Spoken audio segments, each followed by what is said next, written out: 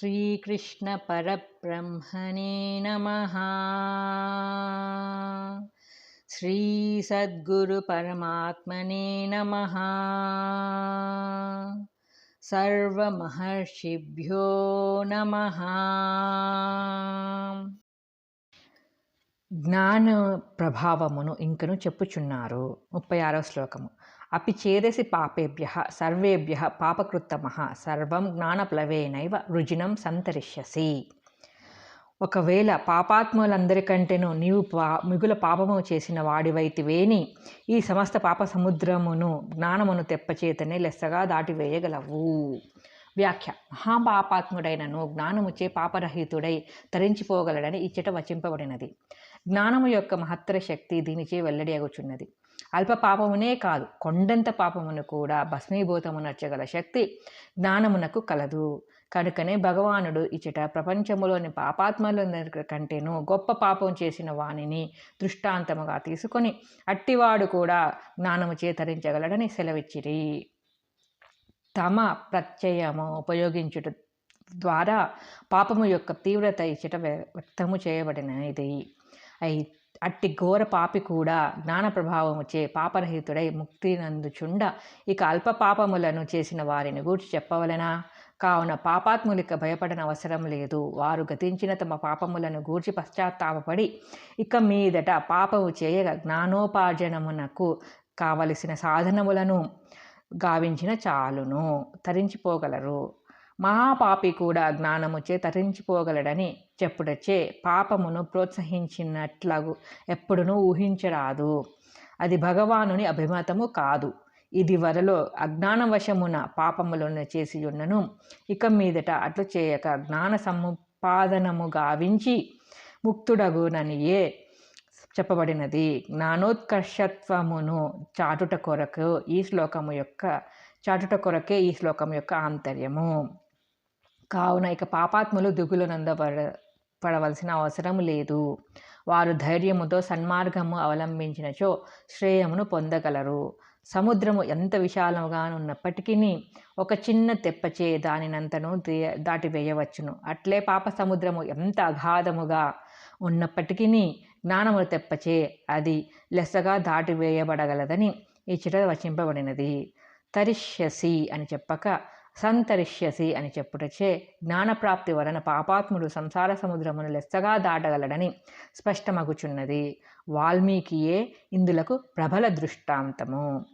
పాపియగువాడు శాస్త్రమును చదవరాదు, వేదాంతమును తాకరాదు, ఓంకారమును ఉచ్చరించరాదు, గీతను పఠింపరాదు అనునిట్టి వాక్యములకు అర్థమే లేదని ఈ శ్లోకము వలన తెలియచున్నది. రోగికే ఔషధము కావలసియున్న చందమున పాపాత్మునకే బద్ధునకే విముక్తి సాధనమగు జ్ఞానము ముఖ్యముగా అవసరము. కాబట్టి దుఃఖసాగరమును ఇంకించువారు పాపాత్ములైనను పుణ్యాత్ములైనను నిర్భయముగా జ్ఞాన సంపాదనమునర్చి ముక్తి నొందవచ్చని భగవానుడు ఇచ్చట సర్వులకు అభయముసంగిరి. ప్రశ్న. పాపమును పోగొట్టుకొనుటకు ఉపాయము ఏమి? ఉత్తరము. జ్ఞానమును సముపార్జించుటయే. ప్రశ్న. జ్ఞానము యొక్క ప్రభావము ఎట్టిది? ఉత్తరము. మహాపాపాత్ముడైనను జ్ఞానమును తెప్పచే పాప సముద్రమును దాటివేయగలడు. ఇక అగ్ని దృష్టాంతముచే జ్ఞాని యొక్క మహిమను వర్ణించుచున్నారు. 37. యథైథాంసి సమిద్దోగ్ని భస్మసాత్ కురుతేర్జున జ్ఞానాగ్ని సర్వకర్మాణి భస్మసాత్ కురుతే తథా.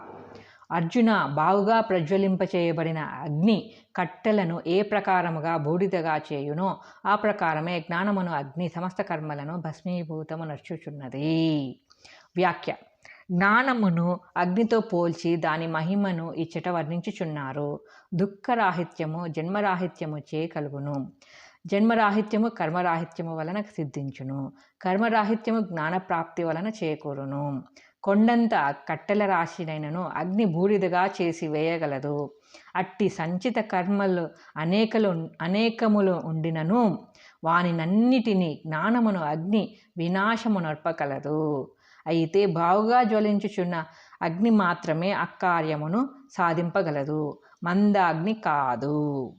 కనుకనే సమిద్దోగ్ని అను పదము ప్రయోగింపబడినది. కాబట్టి జ్ఞానము పరిపూర్ణముగా సంప్రాప్తించనిచో కర్మ సంచయము రహితము కానేరదు. స్వప్నమును చూసి కర్మ మేలుకొనిన పిదప ఎట్లు నశించునో అట్లే జ్ఞానప్రాప్తి రూప జాగృతిచే సంసార స్వప్న బంధ కర్మ అంతయు జీవునకు తొలగిపోవును. సర్వకర్మాణి అని చెప్పినందువలన సమస్త కర్మలను కర్మబంధములను జ్ఞానముచే మనుజుడు దాటివేయగలడని స్పష్టము చేయబడినది. జ్ఞానమనగా ఆత్మానాత్మ విచారణచే దృశ్యమును మిథ్యగా భావించి త్రోసివైచి దృగ్రూప ఆత్మను అవలంబించుట. కాబట్టి జనన మరణ రూప కర్మఫలమును తప్పించుకొనదలుచువారు జ్ఞానమును తప్పక సంపాదింపవలనని ఈ శ్లోకము ద్వారా స్పష్టమగుచున్నది. క్షీయంతే చాప్య కర్మాణి తస్మిన్ దృష్టే పరాపరే. పరమాత్మను గాంచిన వాని కర్మలన్నీయు నశించిపోవుచున్నవి అను ముండుకోపనిషద్వాక్యము ఈ సత్యమునే రుజువు చేయుచున్నది. ప్రశ్న: కర్మ సంచయము ఎట్లు తొలుగును? ఉత్తరము: జ్ఞానముచే. మండుచున్న అగ్ని కట్టెలను దహించునట్లు జ్ఞానము కర్మలన్నిటినీ భస్మీభూతమునర్చుగలదు. ప్రశ్న: జ్ఞానము యొక్క మహిమను నిరూపింపుము. ఉత్తరము: అది కర్మరాశులను నిర్మూలమునర్చి జీవుని బంధ విముక్తినిగా చేయగలదు. ఆ జ్ఞానము ఎట్లా చేకూరగలదో వివరించుచున్నారు. 38. నహి జ్ఞానేన సదృశం పవిత్రమిహ విద్యతే తత్ స్వయం యోగ సంసిద్ధ కాలేనాత్మని విందతి. ఈ ప్రపంచమున జ్ఞానముతో సమానముగా పవిత్రమైనది ఏదియును లేదు. అట్టి జ్ఞానమును యోగసిద్ధిని పొందినవాడు కాలక్రమమున తన యందే స్వయముగా పొందుచున్నాడు. వ్యాఖ్య: ఈ ప్రపంచమున పవిత్రమైన వస్తువులు ఎన్నియో కలవు, కానీ వాని అన్నిటికంటేనూ పరమ పవిత్రమైనది జ్ఞానమే అని ఇచ్చట వచింపబడినది. మనుజుని పునీతమునర్చుటలో జ్ఞానమునకు మించినది మరి ఒకటి లేదు. అయ్యది జీవుని అజ్ఞాన రూప మాలిన్యమును పోగొట్టి ఆత్మానుభూతిని కలుగచేయును. జీవుని స్థూల దేహమునకు సంబంధించిన కల్మషమును పోగొట్టుటకు సబ్బు, షీకాయ, కుంకుడుకాయ, నీరు మొదలైన వస్తువులు ఎన్నియో కలవు. అట్లే సూక్ష్మదేహమగు చిత్తమునకు పట్టిన మాలిన్యమును నిర్మూలించుటకు కర్మ, ఉపాసన, ధ్యానము, యోగము, జ్ఞానము మున్నగు సాధనములు అనేకములు కలవు. వాని అన్నిటిలో జ్ఞానమే సర్వశ్రేష్టమని భగవానుడు వచించుచున్నారు. స్వయం అయితే ఆ జ్ఞానము ఎట్లా లభించును? స్వకీయ ప్రయత్నము చేతనే తన్ను తానే ఉద్ధరించుకొనవలెను. తన ఆకలిని తానే తీర్చుకొనవలెను. గురువులు, దైవము, పెద్దలు సహాయం మాత్రము చేయుదురు. నడవవలసినది తానే, అనుభవించవలసినది తానే. స్వప్రయత్నము చేతనే జ్ఞానము సముపార్జించవలెను. కనుకనే స్వయం అను పదము ప్రయోగింపబడినది. యోగ సంసిద్ధ జ్ఞానమును పొందుటకు ముందుగా యోగ సంసిద్ధుడు కావలెను. అనగా కర్మయోగమందు ఆరితేరవలెను. నిష్కామ కర్మమును బాగుగా అనుష్ఠించుచు వచ్చి చిత్తశుద్ధిని పడేయవలెను. వస్త్రమునకు మురికిపోయిననే రంగు అంటున్నట్లు నిష్కామ కర్మ సాధన చతుష్టయ సంపత్తి మున్నగు చిత్తశుద్ధికర యత్నములచే హృదయము నిర్మలమైనప్పుడే జ్ఞానము ఉదయించును.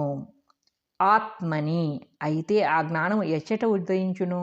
తన యందే, తన హృదయమందే జ్ఞానము వ్యక్తమగును, కానీ అన్యత్ర కాదు. అది ఇంకొకడు అనుభవించు వస్తువు కాదు, తనకు తానే అనుభవించును. కనుకనే ఆత్మని అని ప్రయోగింపబడినది. ఆ జ్ఞానము ఎప్పుడు కలుగును? కాలేన కాలక్రమమున కర్మయోగమందు సిద్ధి పడిసిన వెనుక జీవుని యందదు ఉదయించును. మోక్షము ఎప్పుడు సిద్ధించును? జ్ఞానము ఎప్పుడు కలుగును అని ప్రశ్నలకు భగవానుడు ఇచ్చట చక్కని సమాధానము సంగిరి. మోక్షమునకు కాల నియమము లేదు. చిత్తము ఎప్పుడు పరిపక్వమగునో అప్పుడే అది లభించును. వారి వారి సాధనల యొక్క తీవ్రతను బట్టి కొందరికి శీఘ్రముగాను, మరికొందరికి చిరకాలమునకును అది చేకూరును. కావున మోక్ష విషయమై జ్ఞాన విషయమై ఎవరునూ నిరుత్సాహపడవలసిన పని లేదు. వారి వారి ప్రయత్నాతిశయమును బట్టి కాలక్రమమున సర్వులకును అది లభించగలదు. అయితే ప్రయత్నమును మాత్రము విడనాడరాదు. పచ్చి కాయ పండవలన కొంతకాలము పట్టును. కాల పరిణామమునొంది అది పక్వము కావలెను. ఆ లోపల చెట్టు మొదలకు నీరు మాత్రము తప్పక పోయుచుండవలను. శిశువు జన్మించవలననియన తల్లి 9 నెలలు ఓపిక పట్టవలను కదా. కాబట్టి సహనము కలిగి నిశ్చల మనస్సుతో నిష్కామ కర్మయోగాది సాధనలను అవలంబించి హృదయ నైర్మల్యమును సంపాదించినచో జ్ఞానము తానంతట అదియే భగవదనుగ్రహముచే జీవుని యందు వ్యక్తమగుచున్నది.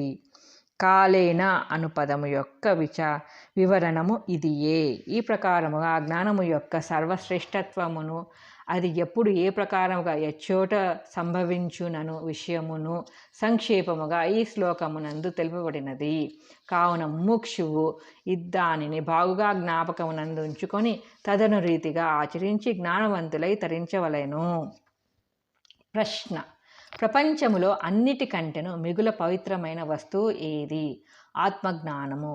ప్రశ్న: అది ఎచట ఎప్పుడు జీవునకు లభించును? ఉత్తరము: యోగసిద్ధి చేత తనయందే కాలక్రమమున లభించును.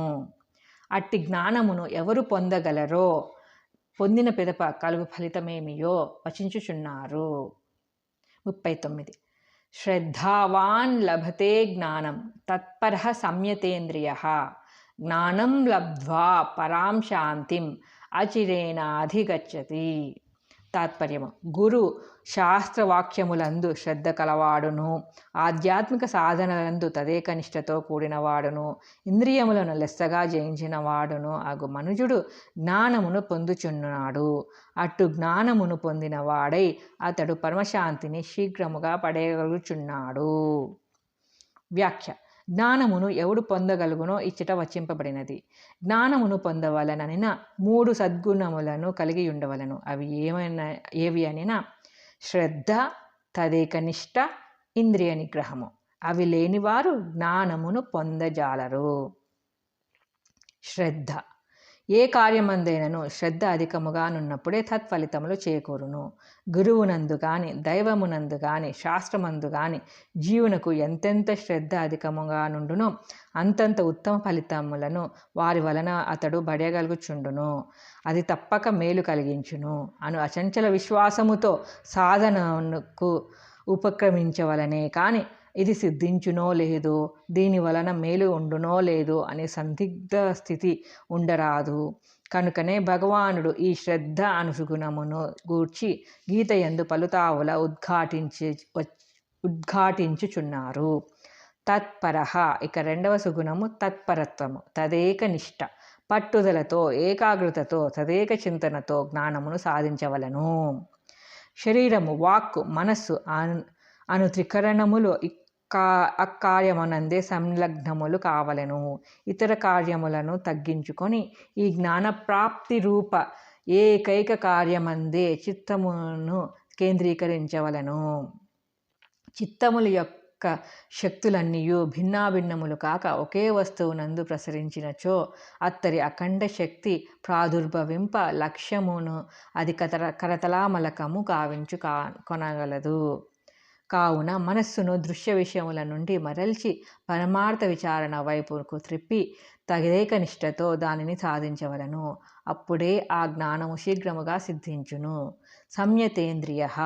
జ్ఞానప్రాప్తికి 3వ ఆవశ్యకత ఇంద్రియ నిగ్రహము. ఇంద్రియముల ద్వారా మనస్సు బహిర్ముఖము వైపునకు పరిగిడి విషయములపై రాలుచుండినచో హృదయాంతర్వర్తియగు ఆత్మ అది ఏ కాలమందును తెలుసుకొనజాలదు. మరియు అత్తరి జ్ఞాననిష్టయందు ఏకాగ్రత సంభవింపదు. కావున అంతర్ముఖత్వము అవలంబించవలను. అదియో ఎంత ఇంద్రియ నిగ్రహము లేనిదే ఎన్నటికీ సిద్ధింపదు. కాబట్టి జ్ఞానప్రాప్తికి ఆత్మసాక్షాత్కారమునకు ఇంద్రియ నిగ్రహం అత్యావశ్యకమైనది.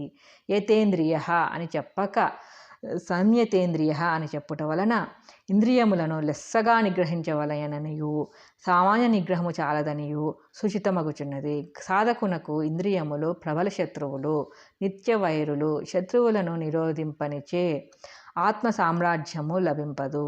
కావుననే జ్ఞానప్రాప్తికి ఇంద్రియ సంయమము అత్యావశ్యకమని ఈ చెట తెలుపబడుటకు కారణము. ఈ ప్రకారం శ్రద్ధ, తదేకనిష్ట, ఇంద్రియ నిగ్రహములను అవలంబించి జ్ఞానమును పొందినచో కలుగు ఫలితమేమి? పరమశాంతి. సామాన్య శాంతి కాదు.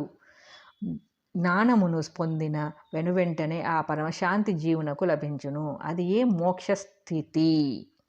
అచిరేణ అని చెప్పుట వలన అట్టి ఫలితము జ్ఞానానంతరము శీఘ్రాతి శీఘ్రముగా కలుగునని భావము. సూర్యోదయముచే అంధకారము నశించి పరమప్రకాశము తత్క్షణమే నలుదెసలా వ్యాపించినట్లు జ్ఞానోదయముచే సంసార దుఃఖము అంతరించి మోక్షరూప పరమశాంతి వెంటనే లభ్యమగును. శాంతికి మార్గము ఏది అని ప్రపంచంలో పెక్కురు ప్రశ్నించుచున్నారు. దానికి సమాధానము ఈ శ్లోకములో భగవానుడు తెలియజేసిరి. ఓ జీవులారా, మీరు పరమశాంతిని కాంక్షించుతురేని ఆత్మజ్ఞానమును బడియుడు అని వారు హెచ్చరించుచున్నారు. ప్రపంచంలో దృశ్య వస్తువులచే లభించినది అల్పశాంతియే కానీ పరమశాంతి కాదని మరవరాదు. కావున దానికై అరులు చాచక జ్ఞానజన్యమగు ఈ పరమశాంతి కొరకే యత్నించుదురు కాక. శాంతికి రాజబాటను భగవానుడు ఇచ్చట చూపిరి. కావున అశాంతి చేపడి తప్పించు జీవులు దానికై ఏల కృషి సలుపరాదు. ప్రశ్న: జ్ఞానమును ఎవడు పొందగలుగును? ఉత్తరము: శ్రద్ధ కలవాడు, తదేకనిష్టతో కూడినవాడు, ఇంద్రియ నిగ్రహము లెస్సగా కలవాడు. ప్రశ్న: జ్ఞానప్రాప్తి వలన కలుగు ఫలితమేమి? ఉత్తరము: పరమశాంతి. ప్రశ్న: శాంతికి మార్గమేది? ఉత్తరము: జ్ఞానప్రాప్తి.